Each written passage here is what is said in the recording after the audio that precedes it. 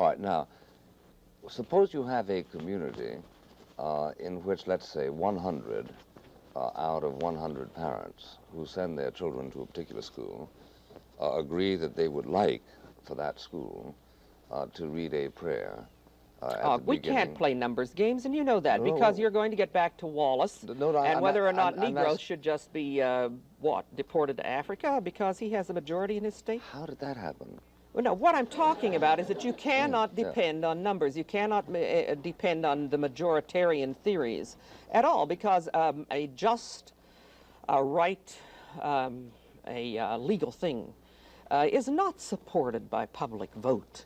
Ms. O'Hare, if 100 out of 100 would vote for it, would this make it legal, ethical, moral, compelling, just? No, it wouldn't. Depends. Yes, it would. For instance, if 100 Let's take out of one 100 Roman Catholic child, then in a 100 out of Mormon... 100 people vote to have French available to anybody who wants to study it in the school, I would say offhand, yeah, their will should prevail. But that's not peculiar. All right. Like religion is. All right. Well, then that's precisely what I think we ought to attempt to wrestle with, which is, why do your exclusionary privileges become absolute when the subject of religion is raised? I gather you're terrified by religion. No. You're terrified by something, because I can't imagine, adult people worrying about the establishmentarianization of religion in America. If it's so unimportant to have a prayer, and I shouldn't fight to have the prayer removed, why have it there?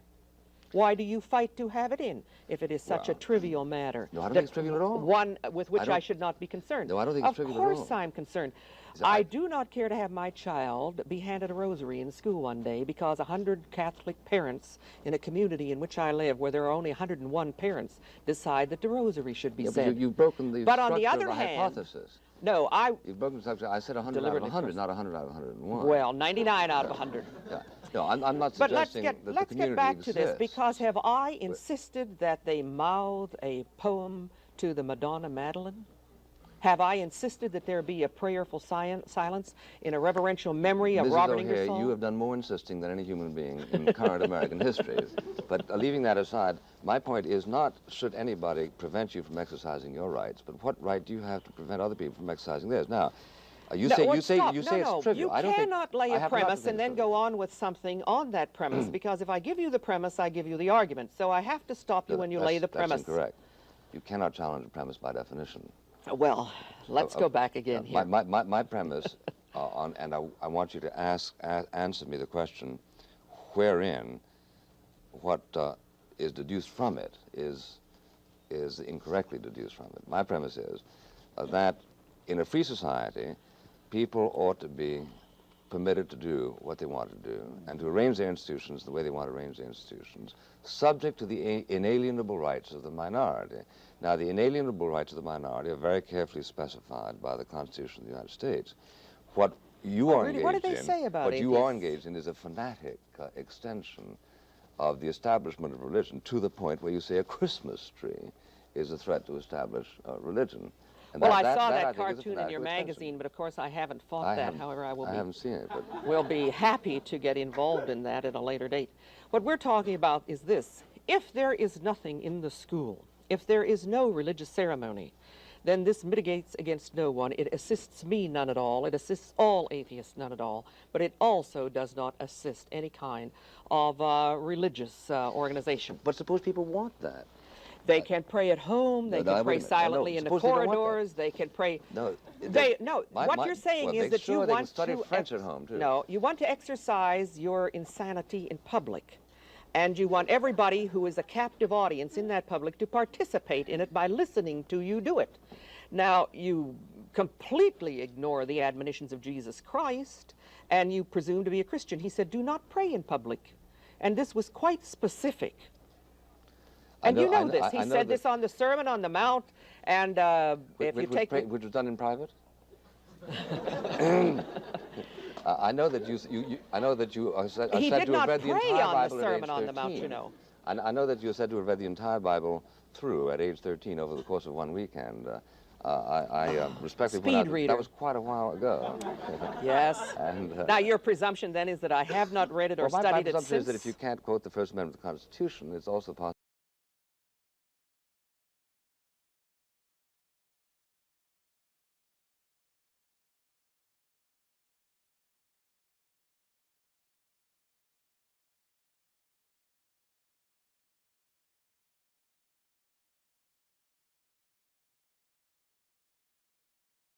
né, qual que é a função da escola, né? Seria a função da escola respeitar a religião das pessoas a ponto de comprometer o currículo, né?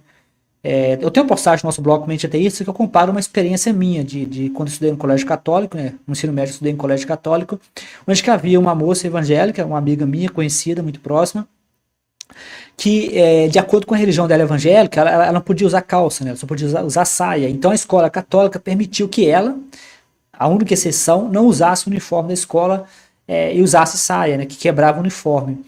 Para mim, eu não vejo problema nisso, para ser sincero, como eu comentei na postagem de blog. O problema é quando você cede a religião, né, como teoria da evolução. Ah, não vamos ensinar teoria da evolução, não vamos ensinar educação sexual, porque nós vamos ofender os evangélicos, né?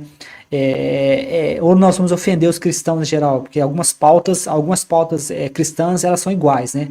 Algumas pautas são específicas dos evangélicos, como criacionismo, coisa e tal. Outras pautas são de todos os cristãos, como a questão do aborto, educação sexual. O catolicismo tem um histórico muito forte de querer evitar a educação sexual, até mesmo hoje na África, em alguns países onde que o catolicismo é forte, eles ainda têm uma resistência contra a educação sexual, né? Então, muito forte contra, né, a educação sexual. Eles ainda têm uma resistência muito forte contra a educação sexual, né? Então algumas pautas são específicas dos evangélicos, né? A questão do criacionismo, que eles até falam aqui no artigo, né? Deixa eu terminar essa parte, não acabo perdendo foco. Então, qual que é a função da escola? Seria a função da escola deixar de ensinar um aluno porque vai ofender um grupo ou seja, seria a função da escola permitir que o aluno entre na sala de aula e saia da escola sem nunca ter a sua crença desafiada? Será que essa escola deveria moldar o seu currículo para não ofender pessoas religiosas, né? Ou será essa a função da escola exatamente fazer o aluno aprender, desafiar suas crenças, pensar, refletir?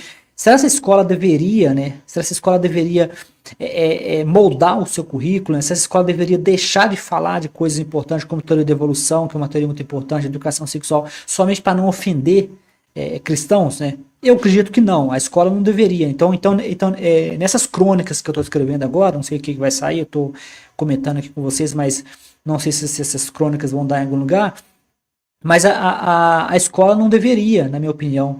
A escola deveria fazer um papel único, né? Educar o cidadão, né? Porque nós que nós estamos em um Estado laico, né? Como nós estamos em um Estado laico, qualquer pai pode levar seu filho para a igreja, né? Educar, como os 10% que eles pagam para os pastores não é o suficiente, eles querem também usar o espaço público. Então, a igreja que deveria ter o papel de educar a criança em questão de religião. Agora, a escola não deveria se envolver nisso, né? Aí tem um discurso, né? Nesse artigo que vocês estão vendo aqui, tem um discurso, nós somos maioria, né? Nós somos maioria, se nós somos maioria, nós podemos fazer o que nós queremos, né? Não funciona assim, né? Pelo menos não na democracia, né? Estados antigos, né?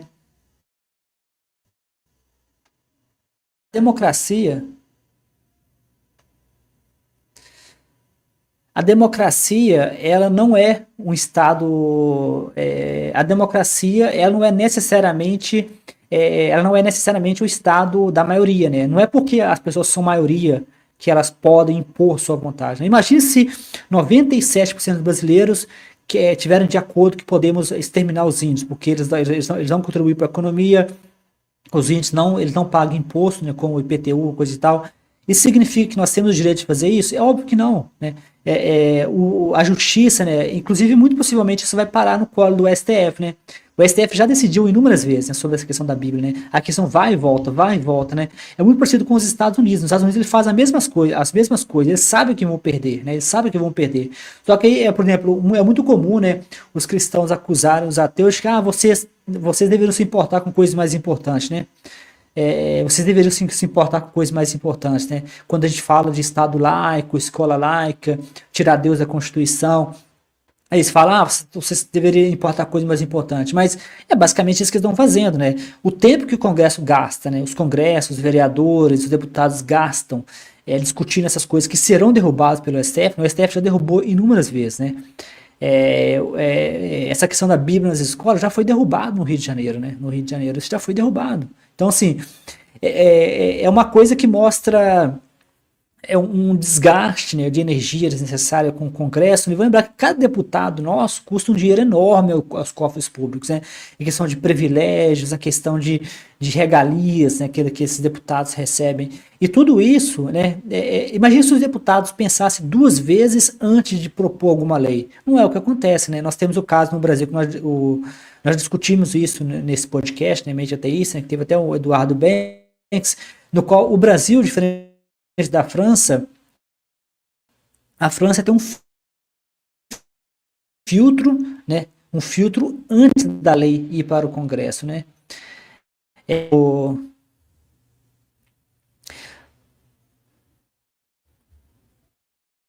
No caso do Brasil, nós temos essa coisa que a lei ela passa primeiro para depois alguém ter que rebater a lei, né? O que gera um desgaste para quem está para o cidadão. O cidadão tem que ficar, além do cidadão pagar os deputados, pagar todos os congressistas, o cidadão tem que ficar atento para eles não fazer merda, né? É uma coisa meio bizarra, né? Eles ganham um dinheirão enorme, né? O Brasil tem um dos congressos mais caros do mundo, né?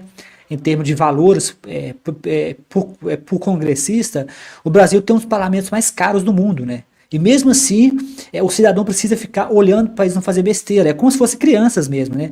E como eu comentei anteriormente, o público-alvo deles são grupos evangélicos, geralmente são de baixa renda, baixa escolaridade. Então, é exatamente quem mais precisa de um político, né, que defenda os interesses deles, são exatamente as pessoas que ficam usando esses truques, né, que é defender coisas bíblicas, né, que coisa e tal. Isso, na verdade, é um desvio de foco, né? Eles estão tentando. Cada pessoa deveria preocupar com a própria religião, né? A escola não deveria ser palanque para cristianismo, para catolicismo ou para ensinar a religião, né? Isso é uma coisa, a educação religiosa é uma educação que tem que vir dos pais, né? O dinheiro público, a Madeleine O'Hara combatia muito isso, né? A Madeleine O'Hara, em várias entrevistas, né? Eu tinha até algumas vezes um congressista com ela assim, Madeleine O'Hara, eu devolvo o dinheiro que você pagou de imposto, né? É como se, vou te devolver aqui o valor que você paga de imposto, porque a argumentação dela é assim, todos nós pagamos impostos. Se todos nós pagamos impostos, não tem porquê da escola ser usada como instrumentalizada. Então, tudo isso que nós estamos vendo no Brasil já aconteceu nos Estados Unidos, né? E está acontecendo nos Estados Unidos, né? O Surf Park, lá, que é o desenho lá que eu comentei anteriormente, parece até uma novela, né? Uma repetição triste, né? Dessas coisas. Então, se a gente for aqui um pouco mais nesse artigo, né, aí nós vamos ver aqui, né? Aí o Ângelo Sogilon, que é professor sênior na Unicamp, que é professora sênior na Unicamp, a escola pública não pode ser terra de ninguém, né? Ou seja, ela se orienta pelos princípios constitucionais, e isso deve ser preservado. O princípio constitucional diz que a escola é laica, né? A escola não deveria se meter, né?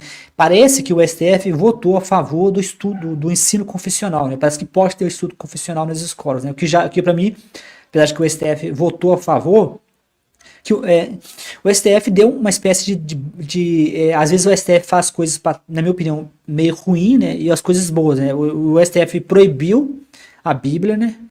Mas aceitou o ensino confessional desde que seja opcional, né? Ou seja, fica sempre a pergunta, né?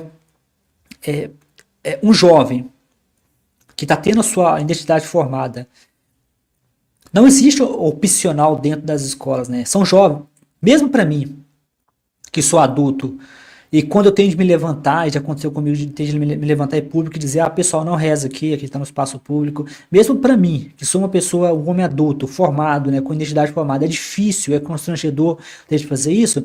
Imagine uma criança dentro de uma escola, a escola está lá para formar a identidade desse jovem. Agora imagine esse jovem, né, tendo de se levantar para dizer que eu não quero me envolver com religião, né? A escola deveria se comportar como um adulto na relação, né? Não, a escola está se comportando como criança, né? Porque ela está jogando em cima do jovem que vai para a escola para ter sua identidade formada, a responsabilidade de o jovem, ele não tem visão para ser sobrecarregado com essa decisão. Essa decisão, a escola não deveria jogar em cima do aluno, né? O aluno não deveria ser responsabilizado dessa forma, né? Então, basicamente esse ponto que o professor fala, essa professora fala aqui é interessante, né?